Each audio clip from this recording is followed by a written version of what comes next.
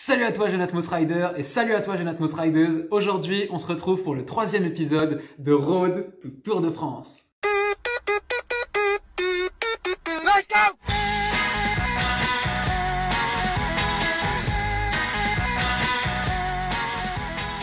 Vous le savez, cette web-série a pour objectif de vous partager nos péripéties et nos aventures dans le cadre de la préparation de notre Tour de France du roller. Aujourd'hui, je vais vous présenter l'histoire qui se cache derrière le nom de notre entreprise, Atmos Gear. Ce qu'il faut savoir, c'est que ce projet totalement fou tire ses origines d'un manga qui s'appelle Air Gear. Ce manga, il a été écrit par Ogure Ito, aussi appelé O-Great. Il a été paru dans le Weekly Shonen Magazine aux alentours des années 2002. Dans ce manga, on va suivre l'histoire de Iki, un jeune collégien bagarreur qui un jour va découvrir une nouvelle technologie, les AirTrek. Des rollers électriques avec un moteur miniature capable de propulser ses utilisateurs tellement loin et tellement vite que c'est littéralement comme si vous aviez des ailes au pied. Elle fait du AirTrek. C'est en partant de cette idée totalement folle que j'ai décidé de construire absolument tout mon parcours et de lancer le projet Atmos Gear. Mais alors, quel est le lien entre Air Gear et Atmos Gear? Quand j'ai décidé de créer mon entreprise, je voulais faire un clin d'œil à ce manga qui avait bercé mon enfance.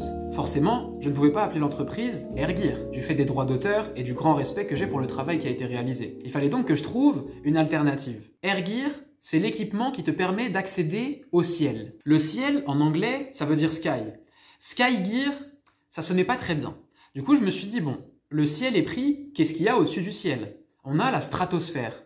Stratosphère, Stratosgear, ça sonnait un peu rude en bouche et ça me faisait surtout penser à Kratos, le personnage emblématique de God of War. Et c'est pas forcément l'univers que je voulais véhiculer à travers mon projet. Sky, c'est pas bon. Stratos, c'est pas bon. Au-dessus de la stratosphère, on a l'atmosphère. Et là, je me dis atmosphère, atmosphère, Atmos Gear. L'équipement qui te permet d'accéder à l'atmosphère. Ça sonnait super bien en bouche. Je me suis dit, mec, c'est ce nom-là qu'il faut garder. Et depuis ce jour, eh bien, l'entreprise s'appelle Atmos Gear.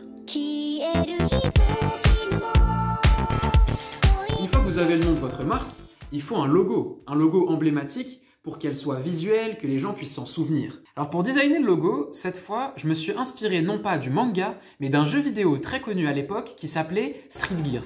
C'était un jeu vidéo avec des personnages qui se déplaçaient en roller. On ne sait pas vraiment si ces rollers étaient électriques, mais ça allait très vite. On pouvait faire des tricks et gagner des points et de la vitesse. Bref, j'avais passé beaucoup de temps sur ce jeu en ligne et il y avait un élément qui m'avait marqué, c'était leur logo. Leur logo, il était super stylé, enfin voilà, c'est un style que j'aimais beaucoup, un petit peu avec des angles comme ça, et il y avait la sensation un peu de vitesse et j'aimais beaucoup la couleur. Et en fait, j'ai flashé sur le G du Gears. Parce que du coup, souvenez-vous, Atmos Gear. Donc je me suis dit, bah tiens, on va prendre le Gears et on va essayer de le découper. Donc je suis parti de ça, j'ai ouvert mon petit fichier Illustrator. Ensuite, j'ai isolé le G et le R du logo parce que je voulais faire une version plus condensée, je voulais pas mettre toutes les lettres.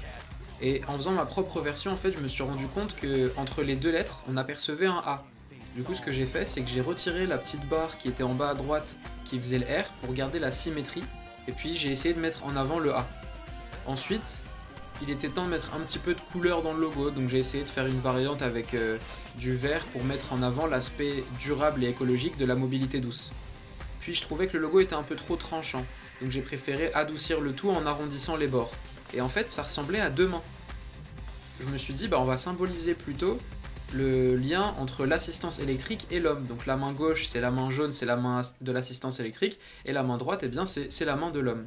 Et puis à la fin, l'idée c'était de quand même remettre Atmos Gear, et puis j'ai essayé une première variante qui me plaisait pas trop parce que c'était trop long, et j'ai réussi à obtenir la variante finale avec le logo Atmos Gear et le texte condensé. Et c'est comme ça que le logo Atmos Gear, tel que vous le connaissez aujourd'hui, est né. Et si je récapitule, pour ancrer une entreprise dans le temps, on a besoin d'une marque, d'un logo, mais il manque la dernière partie qui est la plus importante, le produit. Comment on fait pour que quand quelqu'un tombe sur nos rollers électriques, il se dise « Ah, ça, c'est des Atmos Gear ». Avec l'ingénieur conception mécanique de l'époque, Stanislas, on a développé le premier prototype avec un châssis qui ressemblait à ça.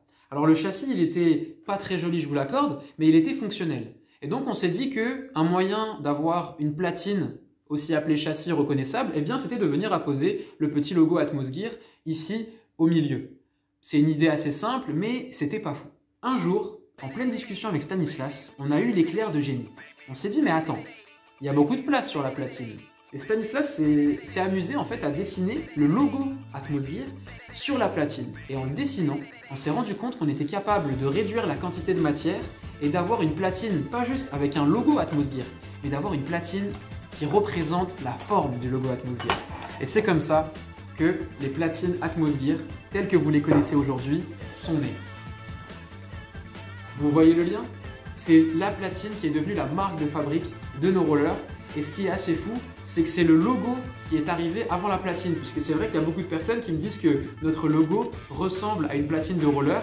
Eh bien, il s'avère que ça a été un véritable coup de poker parce que c'est le logo qui est arrivé avant les platines. Souvenez-vous, Atmosgear est un projet d'inspiration japonaise. Et il y a des couleurs, des tons un peu Neon Japan qui reviennent souvent. C'est le jaune orangé, le bleu et le rose. Eh bien, l'idée qu'on a eue, c'était pas seulement de s'arrêter sur une forme de platine reconnaissable, mais sur une couleur de platine reconnaissable. Et c'est ce qui a donné le nouveau set de platine que vous connaissez aujourd'hui. Et ce qui est cool en fait, c'est que vous allez être capable de personnaliser à 100% en fait vos platines, donc votre paire de rollers avec toutes les couleurs que vous voulez, du jaune, du noir, du blanc, du bleu turquoise. L'idée c'est vraiment de personnaliser au maximum et c'est avec ces trois éléments-là que vous obtenez une marque et une entreprise qui sont reconnaissables et ancrées dans le temps. Voilà les amis, c'était tout pour ce 3e épisode de Road to Tour de France du roller. Désormais, vous connaissez toute l'histoire de la création du logo jusqu'au design de nos fameuses platines. J'en profite pour vous annoncer une excellente nouvelle. On a atteint plus de 160 bêta-testeurs inscrits sur le Tour de France. Je compte sur vous pour partager ça autour de vous et je vous dis à la semaine prochaine pour de nouvelles aventures.